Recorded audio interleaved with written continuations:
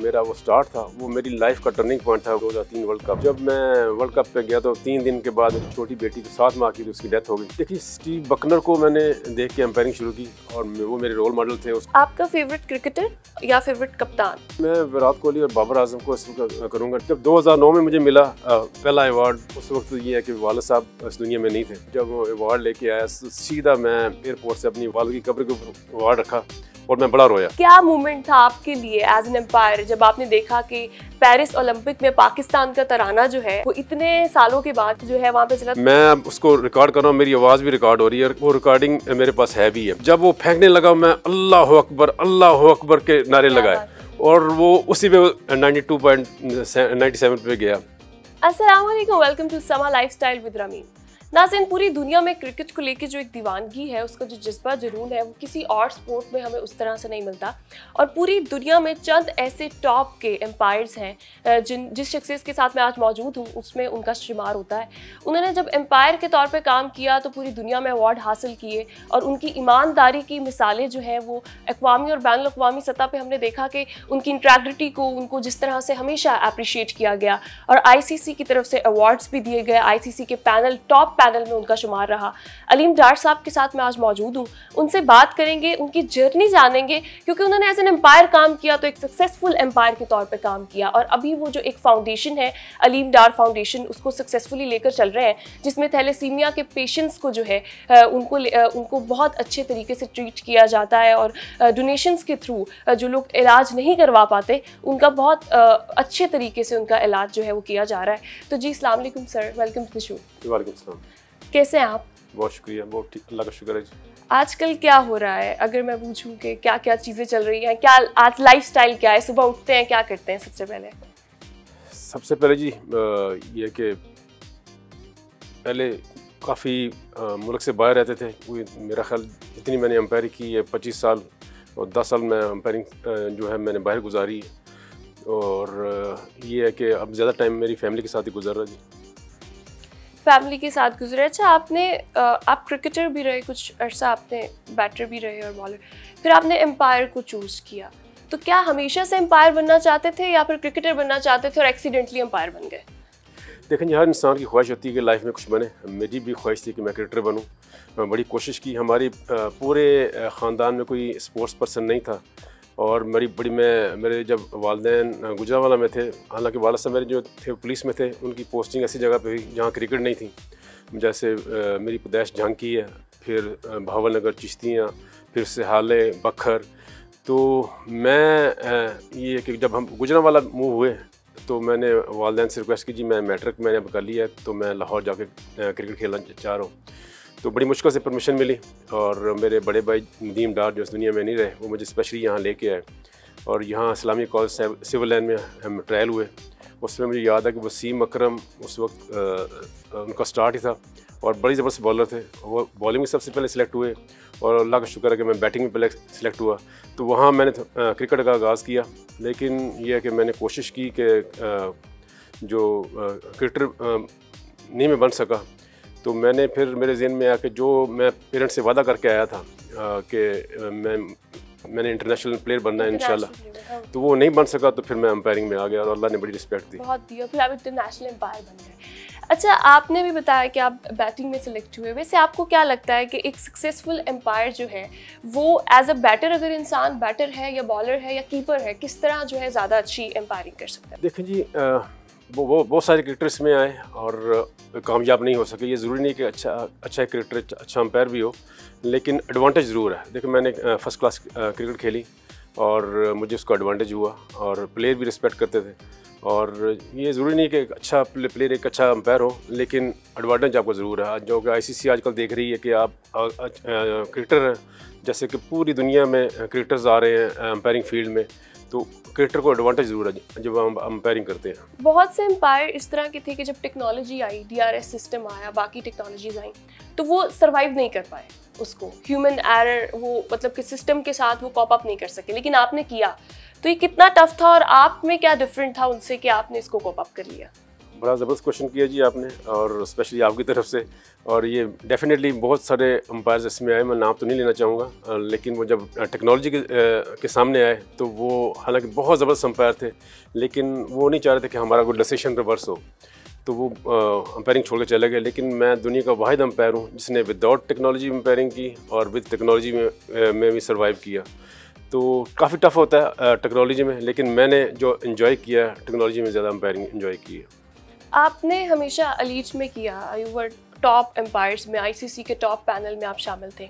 अच्छा, एक प्रेशर होता है एक एम्पायर के ऊपर बहुत ज़्यादा मैचेस में, कुछ एग्रेसिव प्लेयर्स भी होते हैं। यूजुअली हम देखते हैं कि जो ऑस्ट्रेलियन टीम्स हैं उनके प्लेयर्स बहुत एग्रेसिव होते हैं। एक इशू भी हुआ आपके साथ भी, कोई कंट्रोवर्सी थी, वो क्या थी और क्या उनको किस तरह डील करते हैं? देखिए जी, ऑस्ट्रेलियन बड़े प्रोफेशनल क्रिकेटर्स हैं, और जब वो हार रहे हो तो बिल्कुल उनमें एग्रेसिव भी हो जाते हैं वो प्लेयर। लेकिन ये कि मैं अच्छा ये मुल्क के लिए आप खेल रहे हो तो आपको आप में अग्रेशन होनी चाहिए। तो वो बड़े प्रोफेशनल हैं जी, और इसमें वो रिकी पॉन्टिंग का एक बहुत था अलग, मेरे से बड़ा फ्रेंडली ऑफ द फील्ड। तो वो एक डिसीजन उनका जो था टीवी अंपायर ने लास्ट मैच में भी उनके हक में नहीं दिया, वो इसमें भी था कि हालांकि मैं ठीक था उसमें, लेकिन प्रूफ हो गया था। प्रूफ हो गया था, लेकिन ये कि वो उसमें बहस कर रहा था, वो मेरे से बहस नहीं कर रहा था, असल में वो बहस कर रहा था वो टीवी अंपायर का कि लास्ट जो मैच था उसमें उसकी वजह से हम हार गए, और ये भी बड़ा क्रूशल टाइम जा रहा है, तो ये भी गलत डिसीजन है। तो वो टीवी अंपायर पे क्रिटिसाइज कर रहा था। एज एन एम्पायर आपने बहुत ट्रैवल भी किया, कोई ऐसा वीक मोमेंट जहाँ तक किसी वर्ल्ड कप में थे आप और आपकी कोई बेटी का इंतकाल हो गया था, तो वो आपको नहीं बताया गया, वो किस तरह से? जी ये बिल्कुल 2003 का वाक़या, जब मेरी एम्पायरिंग स्टार्ट हुई। सिर्फ मेरे 12 मैचेस थे इंटरनेशनल, जो कि मैं बड़ा यंग था और उस पैनल में, और मेरा वो स्टार्ट था, वो मेरी लाइफ का टर्निंग पॉइंट था वो 2003 वर्ल्ड कप। तो जब मैं वर्ल्ड कप पे गया तो 3 दिन के बाद मेरी छोटी बेटी की जो 7 माह की थी उसकी डेथ हो गई। तो मेरे घर वालों, मेरी वाइफ ने पूरा 1 महीना मुझे नहीं बताया कि अगर इसको बताया गया ये फ़ौरन वापस आ जाएंगे तो उसकी कैरियर पे फ़र्क पड़ सकता है। तो वो फिर एक मुझे बंदा मिला, हालांकि मेरे वालिद साहब ने सख्ती से मना किया था ये खबर न्यूज़ को ना कोई ख़बर में शाया नहीं होनी चाहिए, लेकिन वो एक सियालकोट का बंदा था, उसने छोटी सी खबर दे दी। तो वो बंदा वहाँ मुझे मिला जब मैं सेमीफाइनल तक पहुँच गया। अल्लाह तक का शुक्र है, वो बड़ा ज़बरदस्त मेरा वर्ल्ड कप था। तो वो वहाँ जब मुझे मिला जोहान्सबर्ग में, और कहने लगा आपकी बेटी का सुन के बड़ा अफसोस हुआ। मैंने क्या हुआ मेरी बेटी को? तो मैंने फ़ौरन अपनी वाइफ को फ़ोन किया, और वो फिर रोने लग गई। ओके, वो तो 1 माह पहले उसकी डेथ हो गई है। तो फिर मैं नेक्स्ट फ़्लाइट पे वापस आ गया था। तो ये कितना मुश्किल, मतलब आप करियर बनाने के लिए, हमारे यंगस्टर्स जो देख रहे हैं, आप एग्जाम्पल भी हैं, आपने माशाल्लाह एक शुरू से स्टार्ट किया और फिर बहुत इज्जत भी मिली आपको इसके अंदर। तो कितना ज़रूरी होता है कि आप हर चीज़ को साथ साथ कॉप अप करो, लेकर चलो, और फैमिली ने आपको बहुत सपोर्ट किया कि उन्होंने आपसे छुपाया। मैं जो नए आने वाले एम्पायर उनको यही कहूँगा कि अगर आपके फैमिली के साथ अच्छे रिलेशनशिप नहीं है, या आप अपनी फैमिली के साथ अच्छे नहीं है, तो आप अंपायरिंग नहीं कर सकते। क्योंकि जब आप ग्राउंड में होते हैं 6-7 घंटे अंपायरिंग कर रहे होते हैं, तो ये है कि आपका माइंड बिल्कुल फ्रेश होना चाहिए। देखें, जब घर से आपके तल्लुकात अच्छे नहीं हैं या बच्चों से कुछ नहीं है आप, तो आप ग्राउंड में सर्वाइव नहीं कर सकते। तो मेंटली तौर पे आपको बड़ा फ्रेश होना चाहिए, और मेरी फैमिली की बहुत ज़्यादा सपोर्ट है। जैसे मैंने आपको अभी वाक़या सुनाया, तो मैं समझता हूँ ये बहुत बड़ी सपोर्ट थी मेरी फैमिली की मेरी लाइफ में। अच्छा, सारे एम्पायर्स इस तरह आउट देते हैं राइट हैंड से, आप लेफ्ट हैंड से क्यों देते हैं?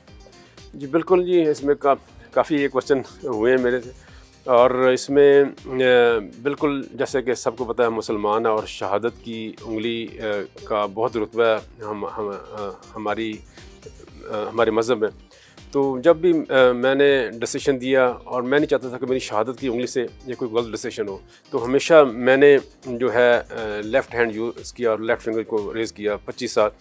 अब जो मैंने फाउंडेशन शुरू की है, उसमें अगर आपने मेरा लोगो देखा, उसमें मेरी राइट फिंगर शहादत वाली। लोग पूछते हैं अब क्यों ये चेंज किया आपने? मैंने कहा ये जो काम मैंने किया इंसानियत की और अल्लाह की रज़ा के लिए किया, ये मेरा राइट डिसीजन है। आप तो बहुत से लोगों की फेवरेट एम्पायर है, आपका फेवरेट एम्पायर कौन? देखिए, स्टीव बकनर को मैंने देख के एम्पायरिंग शुरू की, बहुत बड़ा एम्पायर था वेस्ट इंडीज़ का। 129 टेस्ट मैचेस उसने किए, और वो मेरे रोल मॉडल थे। उसको देख के मैंने एम्पायरिंग शुरू की, उसके साथ भी मैंने एम्पायरिंग की, और अभी बड़ा मैं खुशकिस्मत समझता हूँ जो मेरा रोल मॉडल है। मैं उसके मैचेस जो हैं टेस्ट मैचेस 129 है, मेरे 145 हैं। तो मैं उसको, ये बड़ी अल्लाह की मेहरबानी बात है। बिल्कुल पाकिस्तान में फैसिलिटीज़ की अगर हम बात करें एज एन एम्पायर, आपको कभी कोई इश्यू हुआ या फिर आपके लिए रिश्ते बहुत मतलब आप अपनी पैशन से चलते गए और आपने इंटरनेशनल लेवल पे अपना नाम बना लिया? देखिए, स्टार्ट में मैं बिल्कुल पाकिस्तान क्रिकेट बोर्ड को अप्रिशिएट करूँगा, और उसमें बिल्कुल जब मुझे याद है कि साकिब इरफान साहब का मुझे फ़ोन आया क्रिकेट बोर्ड से, मैं उस वक्त खेल रहा था लाहौर क्रिकेट ग्राउंड में LCCA में, तो कि जी आपका इंटरनेशनल पैनल पे नाम चला गया ICC में। तो मैं बहुत ज़्यादा रोया कि इतनी छोटी उम्र में मेरा इतना नाम आ गया, तो मैं अप्रिशिएट करूँगा क्रिकेट बोर्ड को जी। और वो मेरे लिए बहुत ज़बरदस्त लम्हा था कि हाँ, ये इंटरनेशनल, वहाँ से जहाँ मेरी लाइफ शुरू हुई एम्पायरिंग की। तो मैं क्रिकेट बोर्ड को ज़रूर अप्रिशिएट करूँगा जी, और जहाँ उन्होंने मुझे बड़ी जल्दी छोटी एज में मुझे चूज़ किया उन्होंने, और उसके बाद जो परफॉर्मेंस है वो अल्लाह की मेहरबानी आपके सामने है। आपका फेवरेट क्रिकेटर या फेवरेट कप्तान पूरी दुनिया में कौन है क्रिकेट में? देखिए जी, अंपायरिंग में कोई फेवरेट नहीं होता, लेकिन मैं जब मैच देख रहा हूँ तो मैं समझता हूँ कुछ मैं नाम ज़रूर लेना चाहूँगा, जिसमें बाबर आजम जैसे बहुत ज़बरदस्त क्रिकेट खेल रहे हैं, इंज़मामुल हक बड़े अच्छे प्लेयर थे, वसीम अकरम, वक़ार यूनुस बेस्ट बॉलर रहे हैं पाकिस्तान दुनिया के, और विराट कोहली बहुत ज़बरदस्त हैं जी, हाशिम आमला, इस तरह रिकी पॉन्टिंग और ब्रायन लारा और केन विलियमसन, ये मैं समझता हूँ वर्ल्ड के बड़े बेस्ट प्लेयर हैं। बिल्कुल, बहुत एजाज़ की बात है और हम सब के लिए बतौर पाकिस्तानी ये बहुत एजाज़ की बात है। अच्छा, हम पाकिस्तानी वैसे भी ओवरऑल आपने बहुत ट्रैवल भी किया, आपकी फादर की पोस्टिंग होती थी उसके, तो खाने हम बड़े शौकीन हैं, तो अलीम डार का फेवरेट खाना कौन सा है? देखिए जी, खाने जो भी सामने आ जाता मैं बिल्कुल बड़े शौक़ से खाता हूँ, लेकिन यह है कि मैं ज़्यादा प्रेफर करता हूँ कि कभी कोई मुझसे पूछे तो मैं दाल गोश्त को ज़्यादा पसंद करता हूँ खाने में।